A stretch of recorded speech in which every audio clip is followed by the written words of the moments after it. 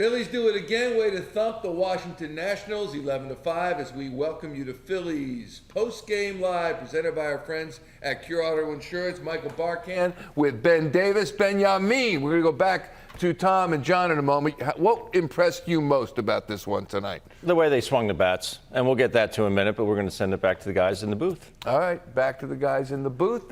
Got an interview, Matt Vierling, guys. All right, Michael, thank you, Ben. Yeah, we saw a Golden Domer go onto the Wall of Fame tonight, so it was only appropriate that another Notre Dame guy made a heck of a catch in the first and then had a 3-run home run. Matt Vierling joins us now. Matt, that was a heck of a day today. Let's start with that catch. I mean, that was big in the first inning to keep things in check. Yeah, I mean, first batter of the game, too, so.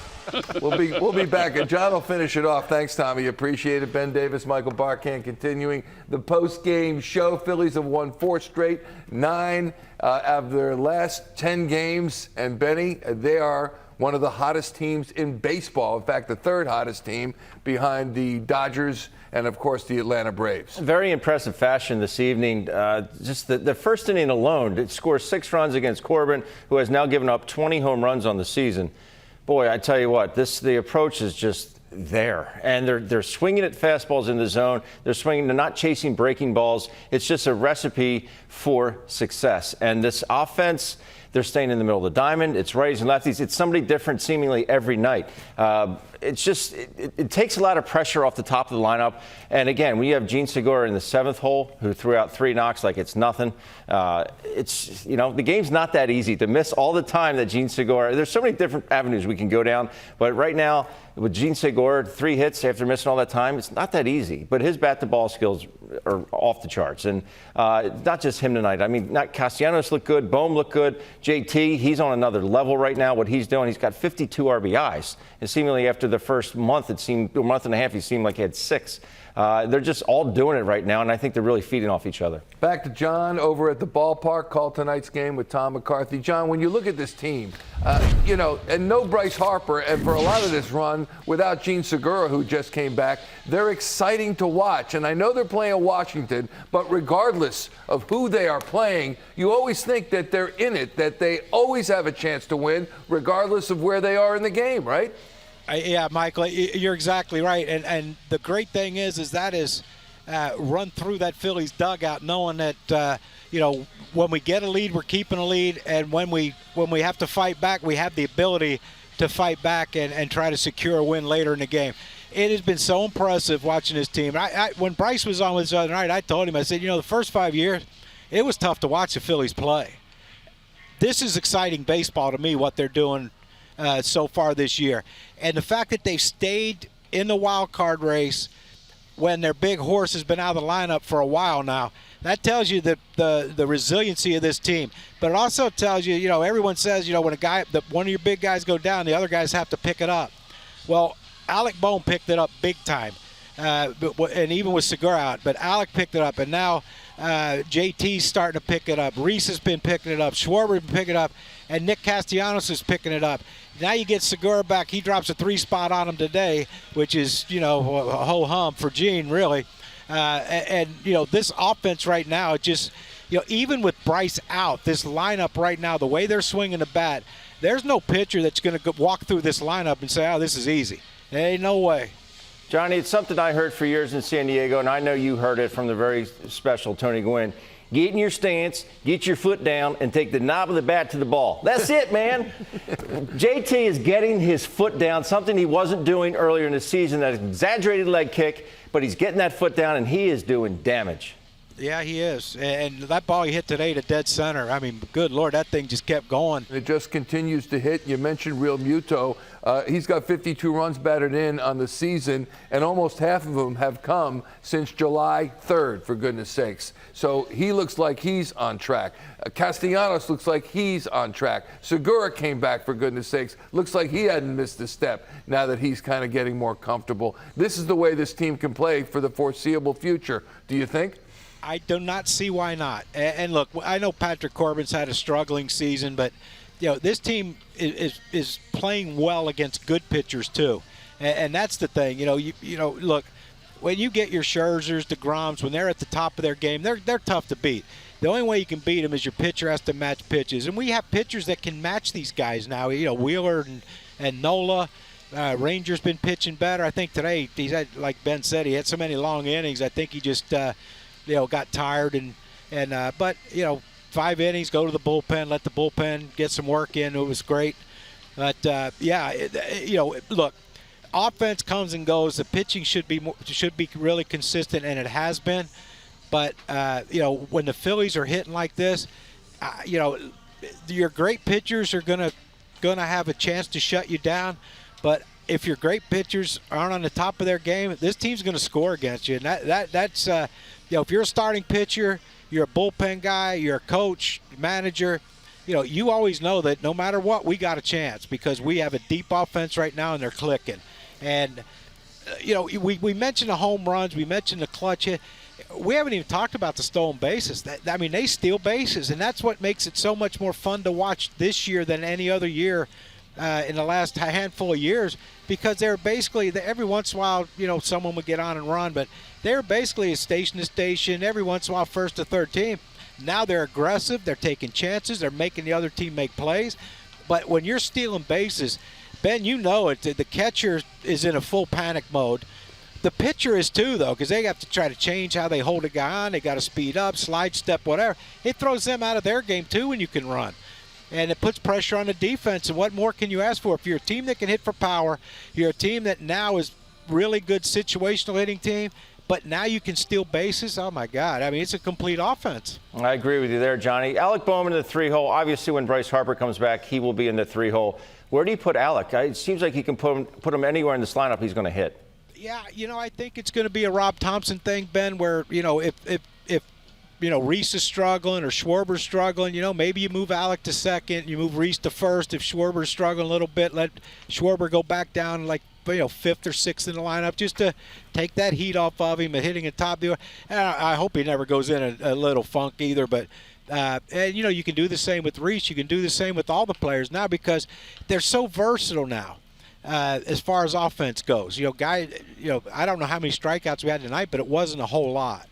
And when you're putting balls in play and making things happen, but I still think Alec will probably drop down to probably sixth, which, you have your best average hitter hitting sixth. He's producing runs, he's scoring runs, he's driving in runs, and he's hitting sixth because there's really nowhere else for him to hit. That's a damn good team, man. It sure is. Last question, John. Wall of Fame ceremony. You're out there every year.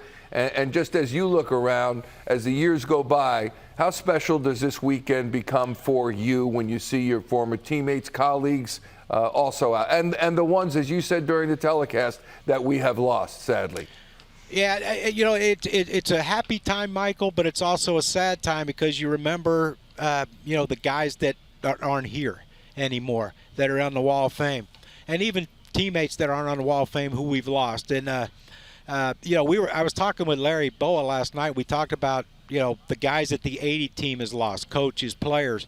And, then we talk about, 13 years later, and I think we have more players and coaches and, of course, our manager, Jimmy, that, have passed away. I think we had more than the 80 team, I think. We were trying to figure it out, but it's a happy time because you're happy for Bake, you're happy for Ron Reed.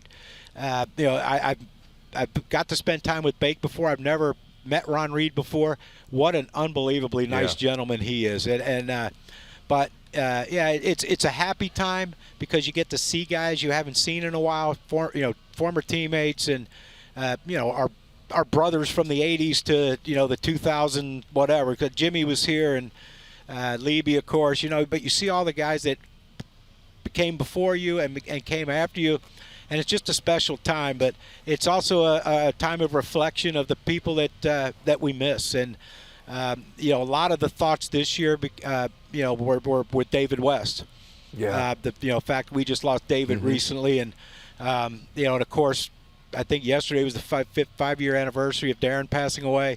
So it was really hard that way to have to deal with that. But when you see your former teammates and all your other brothers that are former Philly players, no matter if they're in the Wall of Fame or not, It's just a special time, and it just, it's a lot of reminiscing, but a lot of thoughts that go with, the players, coaches, managers that we've lost. You put it so beautifully, John. We love seeing you out there, that's for sure, and the ovation you get is really incomparable. So thanks so much for Johnny. being with us. We'll All right, talk to you thank you, tomorrow. guys. Thanks, John. All right. John Kruk joining us across the way at the ballpark. We'll check in with him tomorrow. Best record since June 1st. There you're fighting Phillies, 38-19. That's 35% of a season, Benjamin. You got the Dodgers, the defending champs. Excuse me, the previous defending champs. You got the Braves, the defending champs, and then the Phillies. Oh, the Astros won a World Series not too long ago. Seattle's been playing strong, but they're the Phils right in there. And, you can talk about the quality of competition all you want. You still have to win the games, and they have. You still have to win the ball games, and that's what they're doing right now. They're playing good fundamental baseball. They're pitching extremely well. The bullpen has really turned the corner. They've really found their roles out there. But the offense is there. The approach is there. Everything is coming together nicely. They believe in each other. They believe in themselves. They're having fun playing baseball, playing this game. And it's kind of almost like this is our time to really take advantage of not the best strength of schedule, and they are doing that right now, something we haven't seen them do in years past. Former Phillies manager, the late, great Gene Mauch used to say, you know what? A 275 hitter is a 275 hitter when it's all said and done. 300 hitters, a 300 hitter. Right. A 2.50 ERA guy is the same. And we are seeing that this season with guys that started off slowly, like Castellanos, like Realmuto. They are starting to hit to their averages. Ranger Suarez is starting to pitch to what we saw last year. It all comes to fruition, doesn't it? It does. And you're looking at JT, who's at 265 right now. Castellanos is at, 259 right now. But the RBI totals are going up. And it's not just them hitting the balls out of the ballpark. Yes, they are doing that. But we saw JT with another triple tonight. He had a triple last night. He was a double shy of the cycle last night. These guys the bats they actually look like they're getting quicker. And that is something that, as the dog days of August wear on, you just see that bat speed, slow down. It's not happening right now. It's like they've turned the page and they're at a different level right now, offensively. And that goes a long way with me, pal. Let's hear from. Here's another opinion, though. This is Rob Thomson, the manager of the Phillies. This has been these past few games. Rhys has been getting you guys off to an early lead, and just the impact. Yeah, 3 in a row. First inning, home runs. I'm not sure if I've seen that before. Pretty rare. Never happened, Philly? I saw a note. It was like a really long time, like 1900 or something. Yeah, it's good. It's great to jump out and get the lead, and Vierling hits the 3-run homer too to put us up 4, and it was just a good night offensively. I mean, we stung the ball all night long, and right through the lineup. Great to see Segi come back and get 3 hits, 3 rockets to right field. So, it was just a solid night. 13 hits, I think 4 walks, 6 strikeouts, so it was pretty good. Vierling's a guy that's probably his playing time was impacted more than anybody with the trade deadline deals you made. How did you talk to him after that, and how did he kind of deal with it?